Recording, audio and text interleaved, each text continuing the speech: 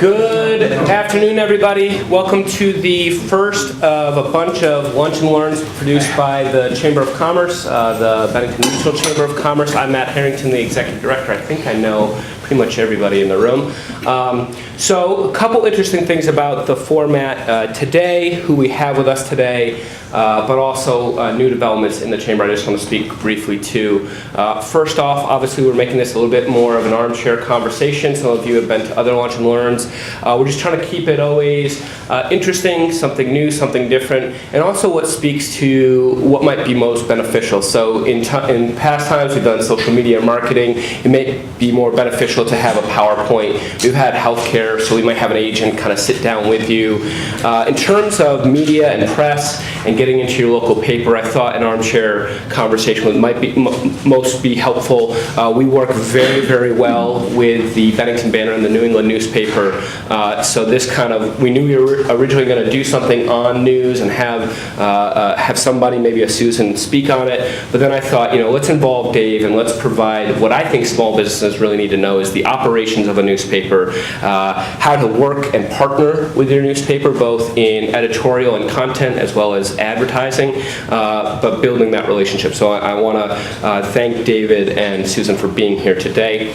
I also want to thank Dimitri and the Lightning Jar for opening up the Lightning Jar. We're hoping to partner with them more often in 2019, especially when we're in Bennington to do a lot of our series.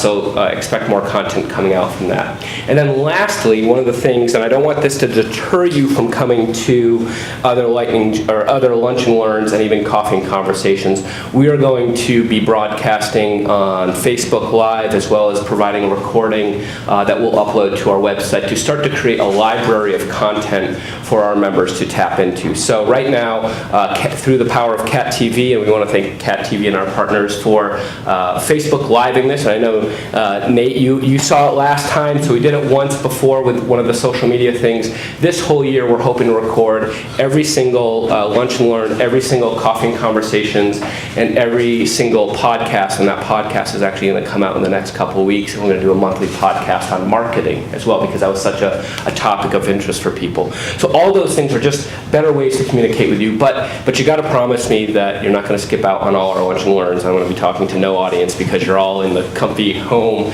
watching on Facebook Live. Because I do think that there is something important that happens when you show up. And when you show up to something like this, you get to meet Dave, and Dave is the editor, and you want to make that connection, and then you want to start giving Dave some tips and sources and things like that. So that's very important. If you can't make this is a benefit, the Facebook Live and the YouTube recording, but also I think it's very important for us to still connect human to human, so that's what we want to focus on.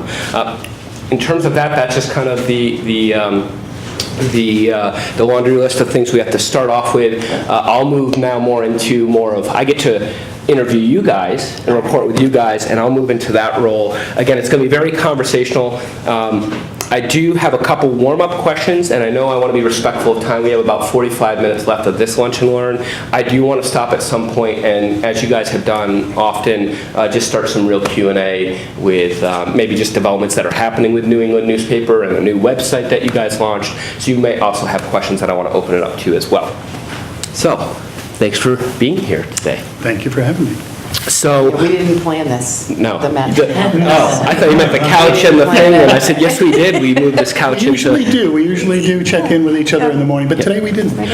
So let's start off there. I want to start off with backgrounds, but I might pause on that to say, I think sometimes there's some confusion or just people want better understanding of the relationship between editorial and advertising. And obviously, David, you're spearheading the editorial for the Bennington Banner, and Susan, you're spearheading the advertising. Where does that mix? If I don't buy advertising, can I not take a press release and send it to you? How does that all work?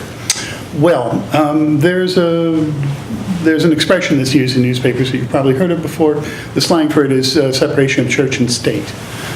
And the idea here is that, to answer the question directly, it has no bearing on whether or not you advertise with us if we carry news about you. The two are not connected. We want to make sure that the news content of the paper is chosen for news value and news value alone. It gives us credibility. It gives greater credibility to the story. And so that's the way we and pretty much every responsible news organization works. I think that's spot on. I think some of the approach, and well, I hope I'm not opening up Pandora's box here, but some of the approach I think that the chamber has at least had was, however, you need to pay your staff. And $1 a banner does not pay the full staff. And so, Susan, that's where you come in, where advertising does support your local paper. So, you know, a lot of people know that I'm big on social media and digital, which I think you guys are starting to embrace as well. I think in rural southern Vermont, print is still powerful. I do think that there's some power, and we're going to talk a little bit about that later. But also the fact that when the chamber takes out an ad, when a business takes out an ad, that's also supporting not only your managers and workers in advertising, it also helps your journalist, right? Is that true? It helps in every aspect of the newspaper, and it's not just from advertising people and news people to the circulation, the delivery, the printing of the paper. True. Right. Our whole company relies mostly on advertising sales in order to operate because, like you said, some of our product is free. The Manchester Journal is free. Okay. Upcountry is free. So isn't a whole lot of money to be made $1 at a time. Right. Right, but we were definitely in a symbiotic relationship. Yes. We help each other out. If no one read the banner, we couldn't sell any ads. If we didn't sell any ads, we wouldn't have a banner. So we both cooperate in that way. And also the amount of advertising per day is about based on how many pages I get to give Dave in order to fill. So we work on a percentage basis. So if X amount of dollars is sold, then Dave's only going to get, a 16-page paper. Interesting. It's generally 50-50. We try to keep it at. Normally, they like to keep it more 60-40. But Yeah, That's it. good, healthy tension. Yeah. So I kind of jumped right into that question, but let's rewind a little bit. Give us some of your background. I mean, Susan, you're like a household name because you've been in advertising and with the banner for so long. So I want you to give your background. And Dave, you're relatively new to at least the Bennington banner, formerly at Hemmings and other places. So I want you to give a little bit of your background just to kind of create some context for everybody. So Susan, you want to start? my background, I'm pretty old. This goes back far. I moved to Bennington in 1990. Okay. But I started at the Banner 14 years ago, and I've done everything from food service to hotel management. But did want to find more of a regular kind of 9 to 5 Monday through Friday job while raising my kids in Vermont. Yeah. So I came to work for the Banner, and I've been here for 14 years. Wow. From the Manchester Journal to the Bennington Banner, filling in at the Brattleboro Reformer when necessary, and even a couple days at the Eagle here and there. So. And currently your position is sales manager? Yes, yes. Okay. Well, new to the Banner, certainly not new to Bennington. I've been here for about 14 years. I did, as Matt mentioned, I used to work at Hemmings Motor News. You guys maybe have heard of it. But I was the publisher of the Sports Car magazine for about 12 years, up until that was eliminated about 2 years ago. My background before that has always been in publications. I started out at a daily newspaper right out of college. I was a reporter. Then I became an editor, copy editor, assignments editor, photo editor, did all sorts of things for the Springfield newspapers, which is now called The Republican. They've gone through a lot of iterations. I was there for, I'm going to date myself, I was there for about 20 years. I then went to work in public relations. I did media relations work for Mount Holyoke College, did that for 4 years, got to see what life looked like from the other side, which is very interesting. I'm glad I did it. I did that for 4 years, then went to work at Hemmings when the opportunity came up then, went back into more straight journalism and writing. And then about 2 years ago, I decided that where my heart really lay was in journalism, in daily journalism. How many of you guys have seen the movie Spotlight about the Boston Globe and the whole Roman Catholic Church sexual abuse scandal? I walked out of that movie. I was working at Hemmings at that time when that movie came out. I walked out of that movie and I was sobbing. I was weeping. I said, I never should have left. I never should have left. It's a calling. And so I'm thrilled to be back doing this every day. I'm grateful to be here. So while we talk about, the spotlight's a great segue into, talk to us a little bit about the mechanics of a newspaper, and specifically the mechanics of a Bennington banner, the cycles, maybe seasonal cycles, and we can talk a little bit about advertising cycles, but also just, Monday through whatever is X, and even on the weekend is, what does that look like? Well, start with the rhythm of the day, I think. We publish 6 days a week, as you know, so there has to be somebody editing the paper 6 days a week. I'm there 5 days. My nighttime counterpart, Mark Rondo, is there 5 days. I don't know if you guys probably know, some of you probably know Mark. We stagger our shifts so that we cover the 6 days. Somebody comes in the morning, we look and we see how many pages do we have available, what kind of space do we have for the next day. We start planning the coverage for the next morning's paper. And all through the day, one of the wonderful things about the job is that you never know what the day is going to look like. So it could be a very busy day. God forbid we could have somebody in Arlington shooting at some state troopers, and our whole day has changed. So flexibility is great, but be able to adapt to breaking news. So we plan through the day. The reporters get their assignments. They work on their stories through the day. They file their stories with me before mid-afternoon generally. The press start for us is around 10 o'clock. So just dial into that for a minute, because I kind of wrote down, what's the last time to send you a press release? So you and I are always talking about that. Yeah. Talk a little bit about that. Okay, so my shift, I'm generally there till 6 o'clock every day. And I can't help myself, I'm always checking email too. The earlier the better, obviously, but if it's something that's really serious and important and has to get in, 6 o'clock is probably about when you'd want to aim for. Things with newspapers are very mechanical, and it's interesting when you actually see how they work.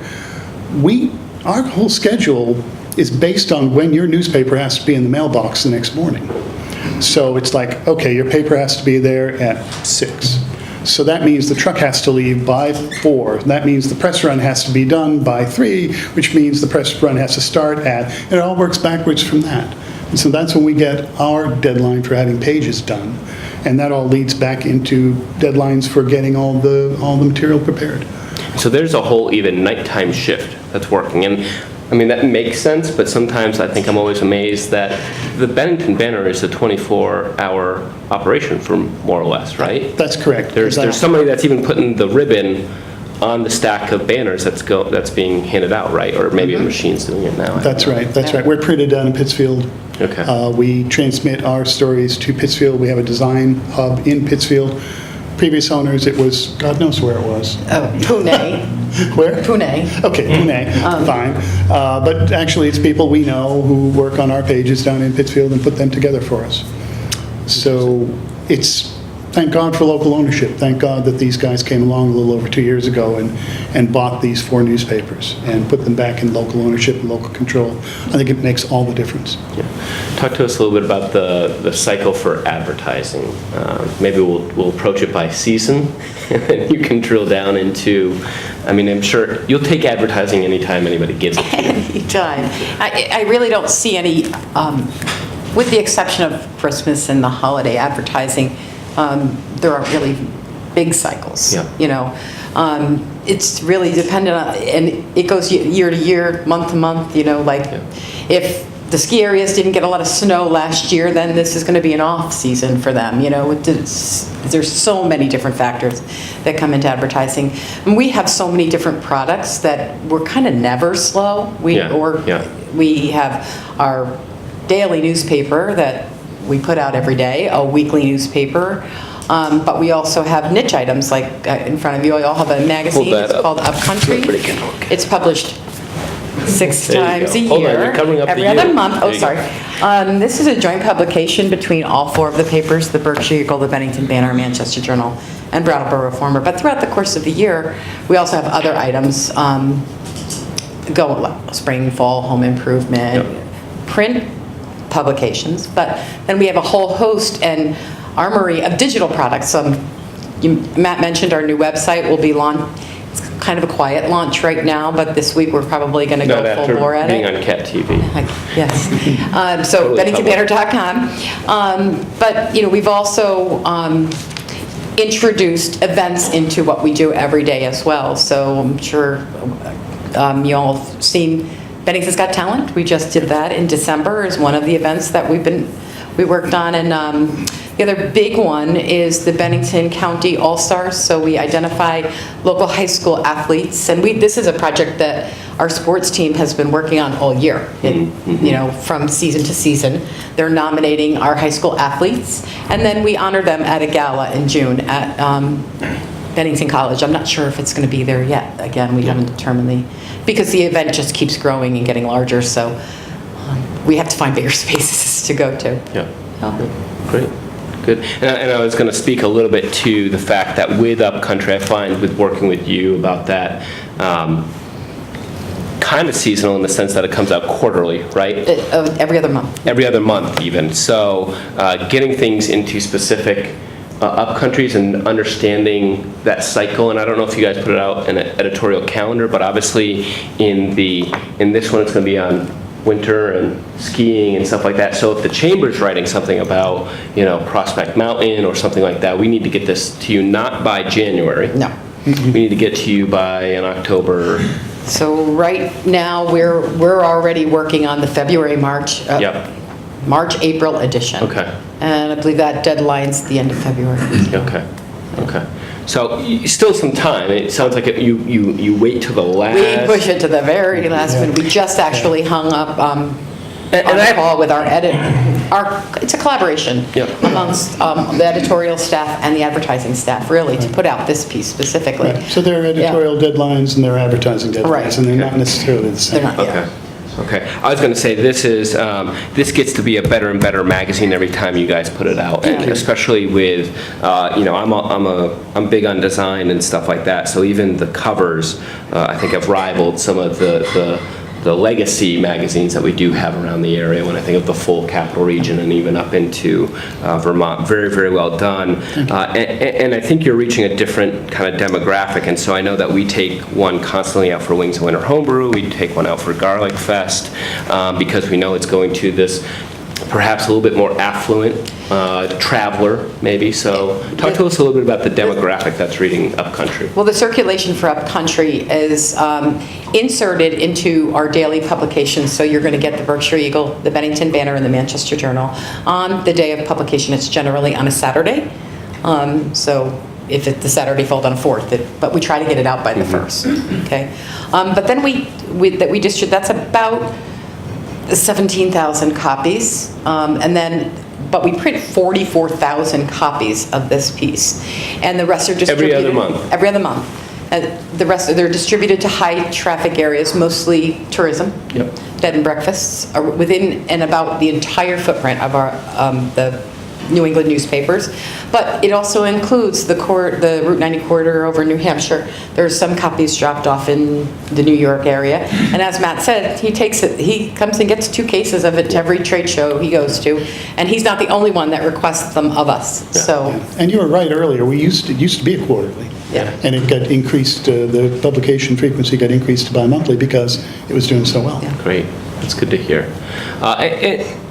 And I think it can't be missed. And Susan and I have talked about this for many, many years, but it's interesting that even with what we're doing in terms of video, but obviously we're doing more blogging and article writing, that we're kind of into your space a little bit, but you guys are also producing events, and I'm always one to say, look, the Chamber can't produce something every single weekend for every single person. So the more the merrier currently in southern Vermont, where I think the idea that the Bennington's Got Talent and the gala for the All-Stars is just great stuff, and I think there's some very innovative things going on, including the Upcountry magazine as well. We changed our whole staff around, especially at the Eagle, where we have an events coordinator now, someone who's in charge of that aspect, and you're going to start to see some different things that are more community-minded, like we're going to have a conversation series, which over at the Eagle they're doing, I believe, monthly. Here it's not as often, but I think the next conversation series we will have will be up in the North Shire. It'll be at the bookstore. Great. And Felipe, is there the author's name? Oh, yes. It just went right out of my head. Going to draw a blank. Yeah, drew a blank, but. We'll come back to it. Look, it'll be in the paper. You can So those see are, it. I Yeah. just think, really great partnerships that we love having you guys doing things like that as well. The more energy, the more noise that Southern Vermont can make, in my mind, is competitive to other places that are making noise as well. The other thing I wanted to mention, we're doing these events, and the Bennington's Got Talent is just Yeah. it's fun. Yeah. People come out and perform. And I love honoring Susan was a judge. I was a judge this year. I love honoring our local high school students because I think that's the future of our community, is right? Yeah. Honoring these kids, and maybe they'll come back and open businesses and buy houses. But we also do other things throughout the course of the year, and one of them was a fabulous event this year. Was the Backpack Challenge? You came to it, and we can't do these kind of community events without. And the backpack thing was filling up, how many? Two, three, 4? How many did we wind up with? Deb's back here. 250. We had corporate sponsors who helped us buy these backpacks, stuffed backpacks. Right before school. Right before school started. We turned it into an event where the sheriff's department, police department, fire department was there. We had hairdressers come and give kids haircuts. We had JCPenney there handing out coupons for Yeah. back to school Yeah. clothes. Hannaford's barbecued. Hannaford's barbecued for everybody, yeah. So it was super. That's great. It was, some of these kids had their first haircut ever, and some of them didn't have a new backpack to go to school, walked out of there super happy. So Great. those are the kind of things we're trying to do for the community, with the community. Okay. Yeah. Let's pivot a little bit back to, I want to talk a little bit about reporters, David. You've got a whole new Yeah, full class. It staff. seems We like do. it makes more switches than Saved by the Bell on the classes that go through the Bennington banner. But talk to us a little bit about the reporters and just even kind of the beats that they're on. Do they have specialties? And I think especially when you're speaking about small business, think in that mindset of, hey, if you got something about something physical, here's a person you want to, if you got something that's artistic, here's something. So, Well, let me cut to the back end of that question first. Let me address that part first. And I invite everybody here to consider this and to do this. If you have something that you think is a story, if you think that there's something that we'd be interested in writing about, you can always contact me. You can always email me, you can call me, let me know what you've got going on. And that's a great place to start. You can always approach me. And I invite everybody to do that. I want to hear from people. We have a small staff. But it's bigger than it was. I was just going to say, it's gotten bigger. It's gotten bigger. We're back to where we had wanted to be. So we now have 4 reporters. We have Jim Therian, who covers sort of big stories for us. He's our investigative reporter. He covers Montpelier. He's in Montpelier this morning. He drove up in the snow to cover the opening of the legislature today. So Jim is up there. We have Christy Wisniewski, who's relatively new with us. She's covering Bennington town government, so she's at the select board. She's also covering cops and courts for us, so that makes her a very busy person, especially lately, unfortunately. We have Tricia LaBeouf, who is doing features stories for us and also covering the schools. And we have Tiffany Tan as the newest member of the staff. She came to us from South Dakota, so she's used to snow. And and a transplant. And a transplant, yeah. Well, she came here, and her partner came here too. Great. So she's just sort of getting her feet wet, but she's very interested in social service, community activism, these sorts of issues. But she's a sort of general assignment at the moment. So, and of course, we have Holly Pelzinski, our staff photographer, photo editor, who many of you probably know. I've probably worked with Holly in the past. She's probably taken everybody's picture here at some point. And then, of course, we have the sports department. We have Adam Samrov, sports editor, and Adam O'Coin, sports writer. Talk to me a little bit about the relationship let's start with the Manchester Journal and the banner, but also you're working with Brattleboro and the Reformer and the Eagle and the Berkshire Eagle, and talk to a little bit about that, because I think I'm usually sending something to you, but I'm also sending something to Greg, knowing that there's synergy there. Yeah, there is synergy, and it never hurts to, I always say better to contact too many people than not enough. So if you send it out to 12 people, that's totally fine. We coordinate. We're small enough, and we're in contact with each other all the time, so that we do coordinate on stories.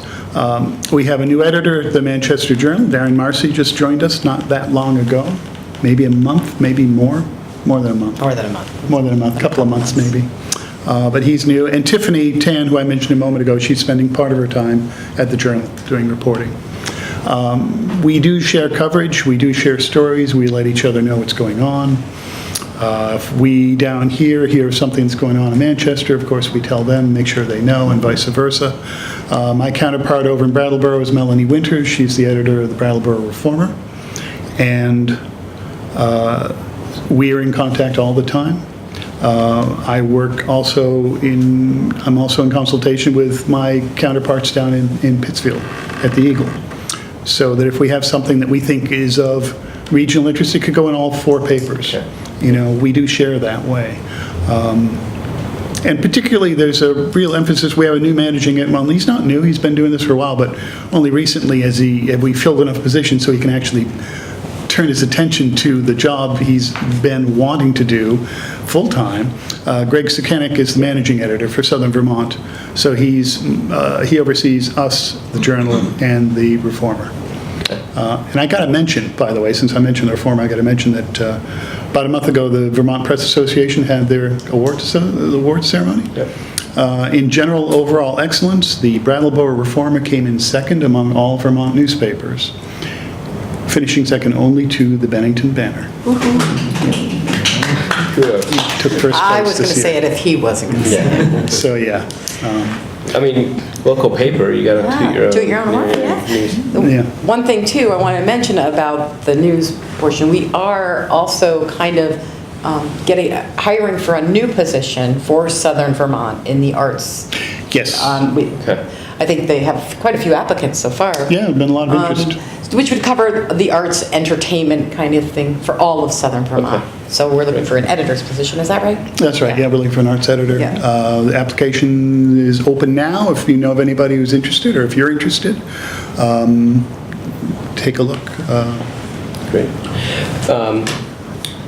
Susan and I were kind of talking about before, we were joking back and forth, and this will kind of put us into the next discussion, which is press releases. And I kind of want Dave's top 5 tips for your press release. But one of the things we were joking back and forth, especially perhaps some small businesses either here or watching, I've never even put together a press release. Why would I even send something to the Banner? That sort of thing. And we were saying, look, if I think a good rule of thumb is to try and produce a press release once a month. And 2, if you don't think you can write a press release once a month, maybe you're not doing something exciting enough. And so challenging our small businesses out there, and I think you could probably I don't think it has to be the Putnam block kind of type of press release. I think you can say, we're offering classes and there's an interview we want you to do with one of our students, and I'm looking at Dara now, with her WISE program. To me, and again, I did this at the last social media lunch and learn, and I'll put out the help here. I'll sit down with anybody that gives me a call and come up with 12 stories with you in half an hour.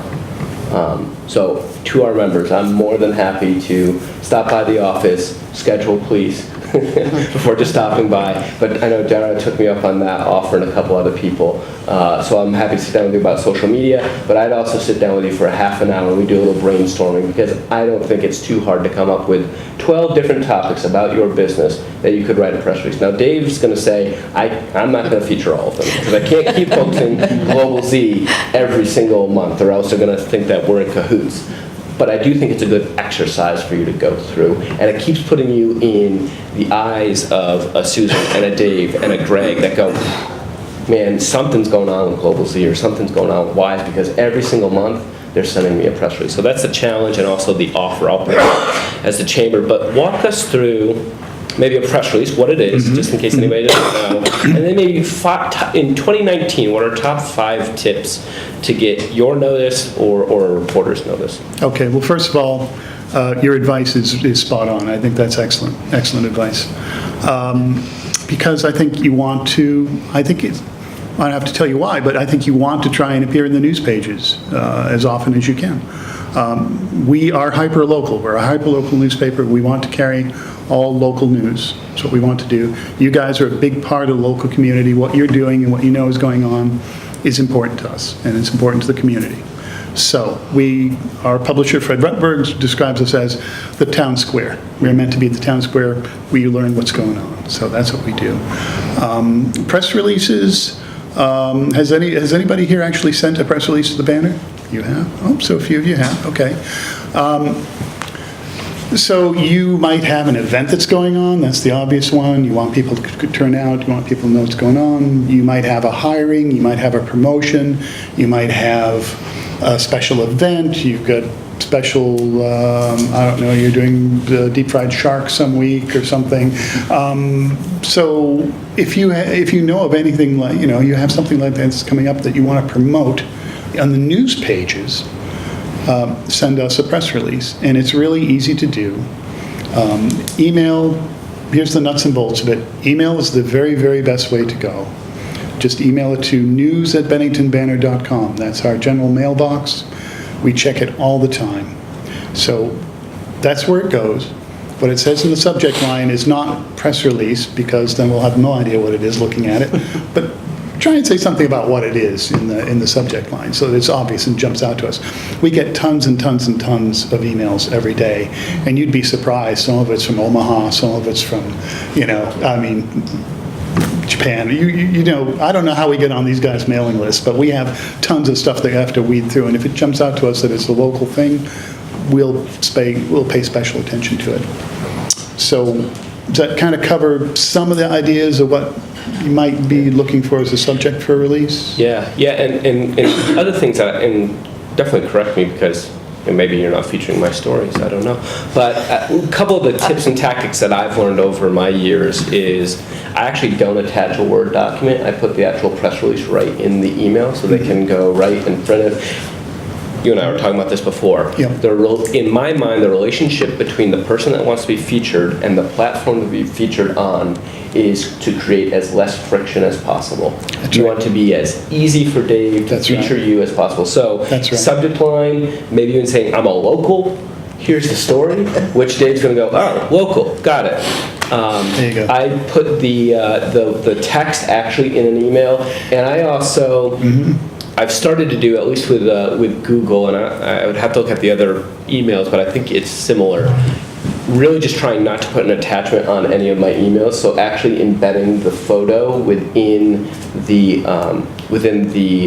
email that I'm sending. So there's a function on there. Instead of hitting the attachment icon down at the bottom, there's an embed, or you can probably go up into your browser and put insert and put the photo right there. So again, Dave can print off, so he'll actually have a carbon copy, but he could also highlight, send to the editor, and he can also save as the image right there, and it's also not clogging up his inbox. Quite right, yeah. That's the thing to do, is definitely paste it right into the document. That's the way to go. Okay. Easiest way to do. The very worst thing you can do to anybody is to mail us a letter.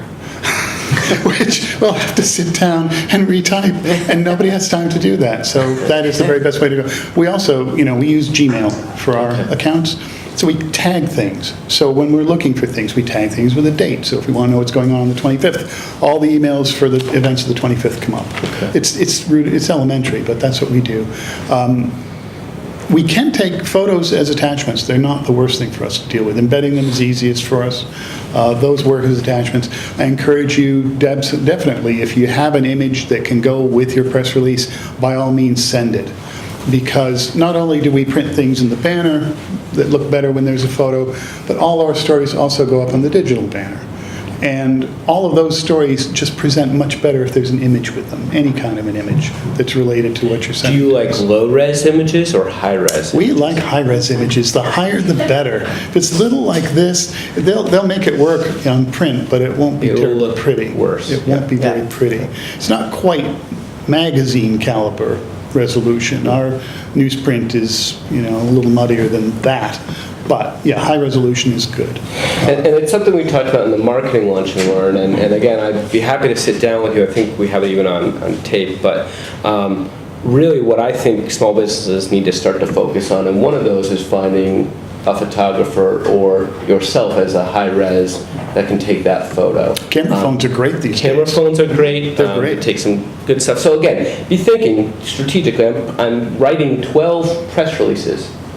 I also need 12 photos or more with those press releases, and so how am I going about doing that? So as you start to think about your marketing efforts in 2019, it may be investing in, there's plenty of freelance gig photographers out there that are either doing it as a side hustle, or they're doing it as a profession. And if you get them early, before they get really famous or start their own business, they're very cheap. Very true. But I know there's a bunch of people, and I'd be happy to connect you with some. But again, it's just really creating the less friction, and in my mind, just how good your business looks. So if you got this great press release and you're going to take this great high-res photo of your cupcake or one of your classes. I mean, I know that Holly goes out as well, and I'm sure but again, creating less stress and less work for the banner to publish my stuff. So here's the thing, right? Let's say you have somebody that you've just hired and you're really excited about this person coming in, they're going to be doing something. You send me the press release, and if you don't send me a picture of the person, I guarantee you I will write back to you and say, do you have a picture of this person? Because everybody wants to know what they look like. It's human nature. You just want to see the face. Yep. And so we'll hang on to it, and that will now it's sort of in limbo, because yes, we got your release, but now we're waiting for a picture. So it makes things much easier and much cleaner if it's all together at the same time and you anticipate that. And again, to talk about what I didn't answer about the content of the release, if you have an event, where it's happening, when it's happening, does it cost money to go? Who do I call, or who do I email for more information if I need more info? That all has to be in every one. And you'd be surprised, again, because I get emails from what you would think are very professional organizations, theater companies, this sort of thing. We'll get an email from some theater company about some great thing they have coming up, and I'll say, who are these guys? Where are they? And then I'll have to go Google them. I'll find out that they're in Iowa or something, and they never even bother to tell you where they're from, because everybody knows. But no, everybody doesn't know. So it's always good to include that, always. One of the things that I like to do when I'm writing, and when I just wrote a note down, I'll send a press release template to everybody here today. We have your email, so I want to make sure that the Chamber's creating as less friction to your business as possible, that you can pretty much take that template and put in. One of the things that I like to do with Dave, and sometimes he'll call me up, or one of his reporters will, to get more quotes, but I'll kind of put in generic information, where, when, what, how, and then the executive director says this. One, I'm controlling the narrative of my story first, so I put it in writing for a Dave or any other reporter before they're calling me up and making a recording, and I didn't say the right thing. So at least I'm priming the pump for a quote that I think, this shines a good light on Wings of Winter Homebrew, or this talks well about healthcare today. That at least, again, gives you some, your reporters are out straight. You're not going to be able to get anybody over there. That gives Dave a lot of material to work with, and if he wants to follow up, it's more in his own, on his own terms. We might get your release and decide it's a story we want to assign to a reporter, and then they'll call you. The other thing I would encourage you to do is not be afraid of writing a press release. A lot of people that I've talked to say, I can't write, I don't know how to write. And so I would say, don't worry about that. Everything that goes in the banner, believe it or not, is copy edited. And we want everything to look the very best it can look. So if you've made a grammatical mistake or a misspelling, we're going to catch that. You don't have to worry. We want to make you look good, too. I want to turn the Q&A over to our group here. But Susan, I just want to give you just a minute to other tips and tactics can go beyond advertising, because you've been with the banner for 15 years. What have you seen work very well for small businesses, or what hasn't worked very well for small businesses? One thing I want to say is a lot of small businesses are afraid to even contact us because they think that advertising is too expensive. We have packages that we would tailor to fit every small business, from print to the special niche products that we do, to corporate sponsorships, but also to digital. And we do a little bit, we dabble in the social area. Mostly we don't control or write content for other people's Facebook page, but we take what you have written and put it in front of our readers' eyes. We can do that. So we probably have more friends than a small business would have. So, but we have, our sales reps have the complete control to put a package together that'll suit anybody's needs. The worst thing that somebody could do is do nothing. Right. One little thing, if I could throw out there, and you probably undoubtedly already know this, maybe you guys already know this too, but one great thing to think about is opportunity. Valentine's Day is coming, and you have something that you're doing, or some product that you have, or some interesting aspect to talk about. That's great, because we're always looking for something that's key to, it's Valentine's Day is here, or St. Patrick's Day, or it's New Year's Day, or what do we have? And so throw us those ideas. If you have anything that's key to something like that, we're very receptive to that kind of thing.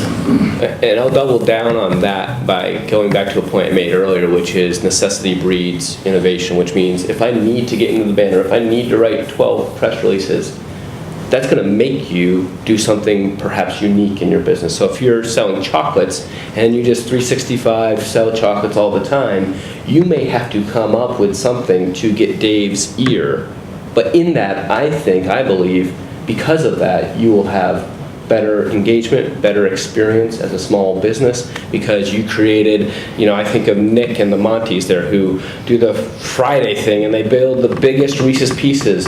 Absolutely. You want to know why? That got national coverage.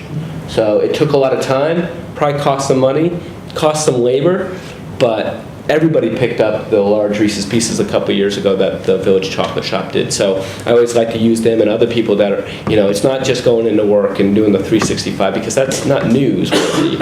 And I think we always have, as much as David wants to cover local, he needs something that hooks, right? The classic hook that So somebody picks up the banner because the Montes make the world's biggest Reese's Pieces. And so I would encourage you, think about your world's biggest Reese's Pieces. What could you do in 2019 that's, it might be, a specialty training, Dara, for kids learning WISE, or, special needs kids going through that, which is great human piece. So I think there are ways to develop kind of even niche stories as well. So we've got about 10 minutes left, 15 minutes left, and I just want to turn it over to the audience. I think there's mics out there just on your tables. You'll be able to pick up, and I'll kind of get out of the way. And you've got the editor of the banner and the sales manager questions you want to ask. You're on the... Do you have themes for your upcountry magazines? Like this was all about skiing, so throughout the year, and where do we find out what they are so we could... So we have something extremely tentative out there right now, and we just, as I said earlier, we had just had a conference call with the news department who sets the theme, and they kind of give us an insight on what's coming out in the next edition. I'll share. It's about outdoor activities in the summer. And which issue will this be? This will be the March-April edition.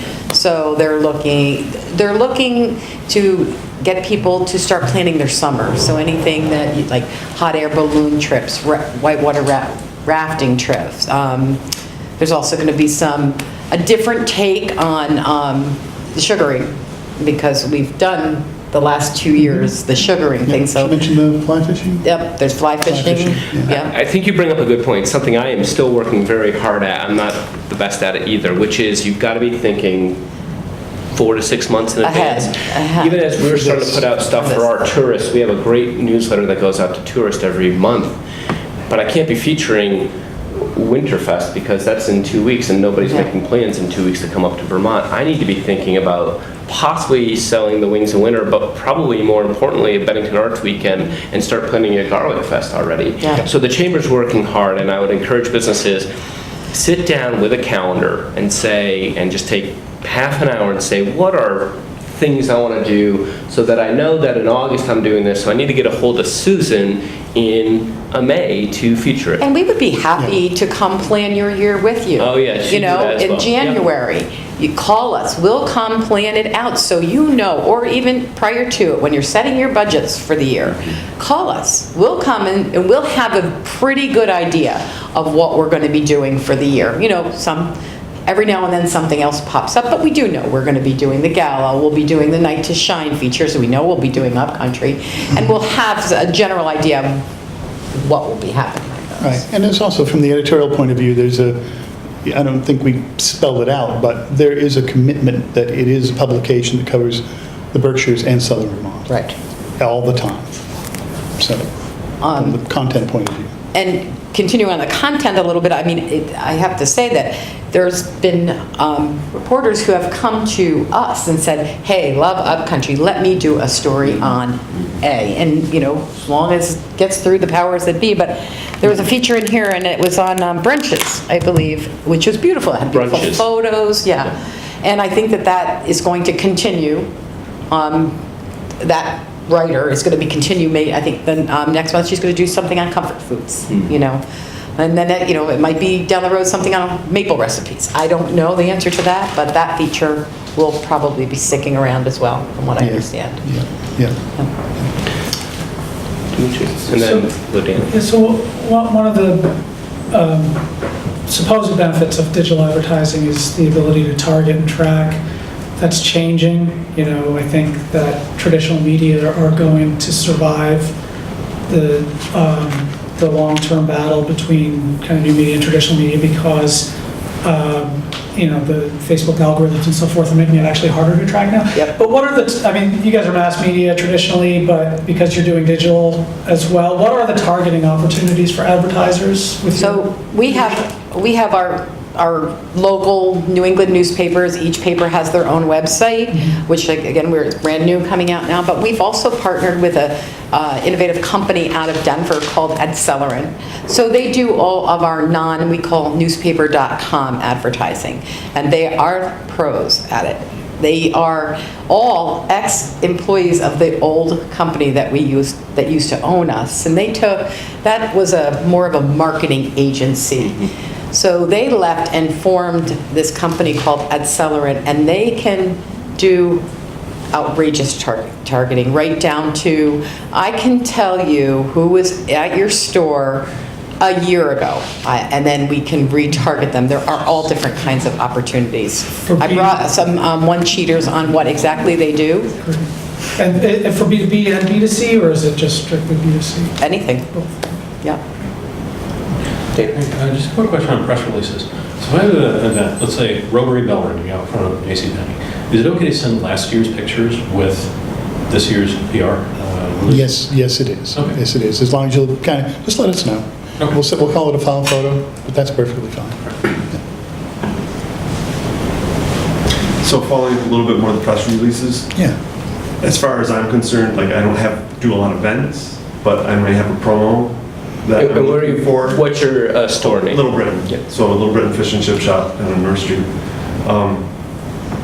So what's the difference between like sending you a press release about a promo? Is that something that falls in that, or how is that different than advertising? Because I don't want to. I mean, not that I want to steal it, you know. But if you're free and you pay for you. The general rule of thumb is if there's a charge for it, for whatever you're doing, for the event, whatever, it's probably more like an ad, right? Right. If it's Alcoholics Anonymous or Al-Anon meeting or something like that, or maybe Little Britain is donating a portion of their proceeds to the high school, whatever, then maybe it's more of a press release or a story. But otherwise, sorry. Yeah, no, I was just trying to figure out because it sounds Like maybe Nate, if you serve steak and chips, like that was a new thing.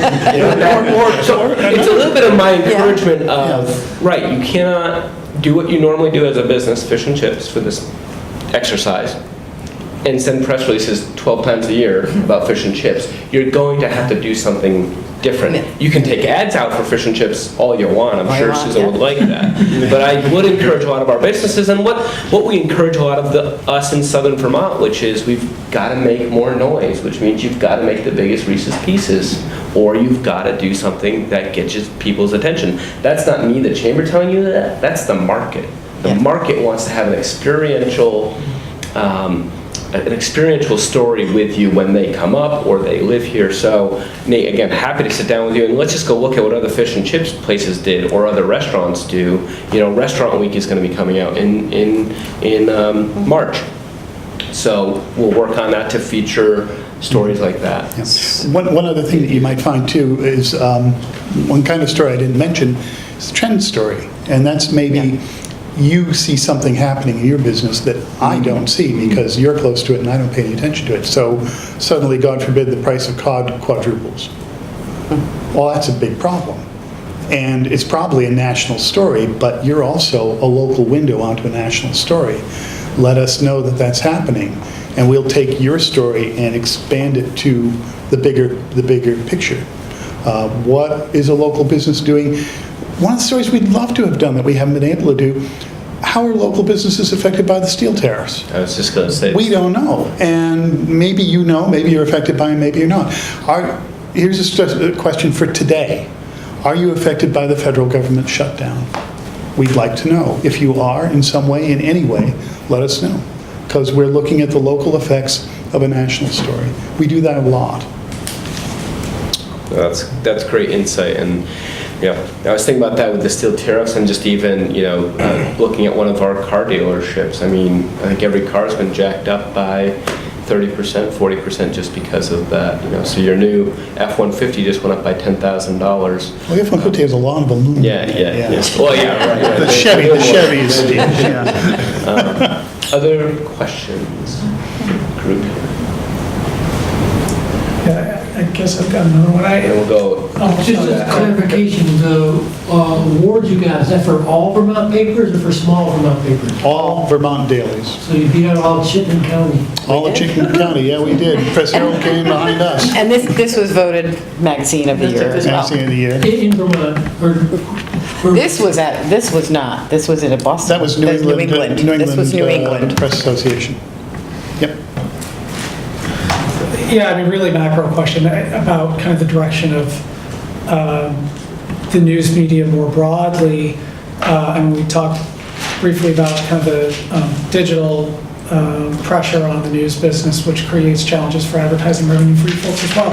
But on the other side, you've got the really terrifying thing that's happening in the media, which is the way in which we now consume news and interact with news. And there's a lot of competition in the space with non-sanctioned groups and a really intentional blurring of the lines between the editorial and the advertising that you were talking about, where traditional news media, I think, have been really good about keeping that separation, but the rogue news sources have intentionally blurred the lines there.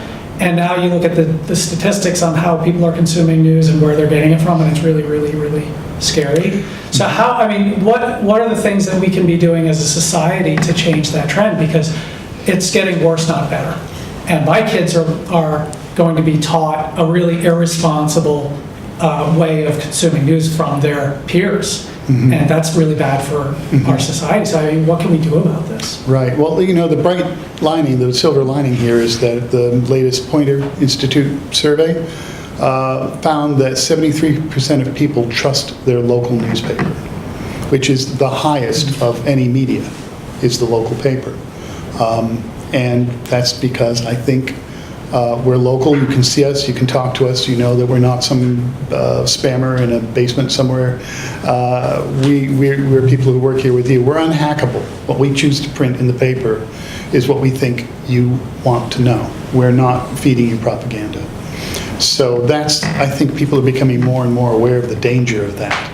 And it is propaganda. It's designed to get people to act in a particular way. I think education is the key thing, is to keep telling people what's going on here and making people better consumers of news, so that they know when they look at something where it's coming from and why maybe it's here, and maybe not take it, not trust it. I think I don't see any way of through government action to do anything, and I think we're all going to have to become a lot more savvy. Honestly, I don't know what you think about it. Well, what I think is that the Facebooks are responsible for a lot of this stuff and have to be accountable, and I wonder whether that's going to happen. Yeah. And we're starting to see them talk about it, but I'm not sure whether they're actually going to do something about it, because their entire business model is based on the premise that anybody can get. Well, that's right. And every day there's a new apology, and then every day after that there's a new revelation, and it's there's no credibility at all. Dave, you and I continually talk about this, and even when we first met, and taking it a little bit from more of the macro of even Facebook being the bad guy, to the fact that there are even locals in the area that choose to be news stations. That a couple concerns come to my mind, which is one, let's say that person leaves or gets hit by a bus. I remember the former publisher always used to say, when they give you the weather every single day and then all of a sudden they decide not to, somebody doesn't know the weather anymore, because they prop them up as the authoritative voice on weather or news or whatever. And I think to Dimitri's point, there's also a bent to a skew of that story because it's not what they like. Whereas I think, we're all humans, but I think that the Bennington Banner and the legacy institutions that are, just like a lawyer, just like a doctor, you have to swear by a journalistic oath. I'm glad you mentioned that. There it is. Thanks for leaving. The Society of Professional Journalists Code of Ethics. We adhere to this. Our publisher adheres to this. We all agree to abide by this, and anybody who wants a copy of this is free to have one. It's a great relief to work for an organization that has a code of ethics. Yeah. And you're right, anybody can set themselves up as an outlet. But we have ethics, and we've been around since 1841, and I think that makes a difference. And you know where they're coming to get that news from? Us. So they are resharing some of your stuff. They're resharing most of our. And again, there's spin and propaganda. Yeah. So you just have to know your source. So we're careful about our sources. One of the great things, I'm reading Cy Hirsch's book, Seymour Hersh, called Reporter, the great Pulitzer Prize-winning reporter for the Washington Post. Early on, he mentions a guy that he worked with in one of the Chicago papers, and he says about trusting but verifying. He says, if your mother tells you she loves you, check it out. On that note. That's a great way to end. I don't want to hold people past their lunch and learn. We're trying to keep these to an hour so that you can either exit your business, maybe put it on pause, or even tune in to watch this. But we want to make sure that you get back to business, because that's why you're here. I want to thank Dave LaChance, Susan Plaisance, for being here. Make sure you pick up a local Bennington Banner today. Stop by and pick up the Upcountry. Dave has cards for you to take, as does Susan. We're going to go offline with Cat TV, but I know you guys will probably stick around for a little bit. We'll want questions and stuff. Okay? Thank you, everybody.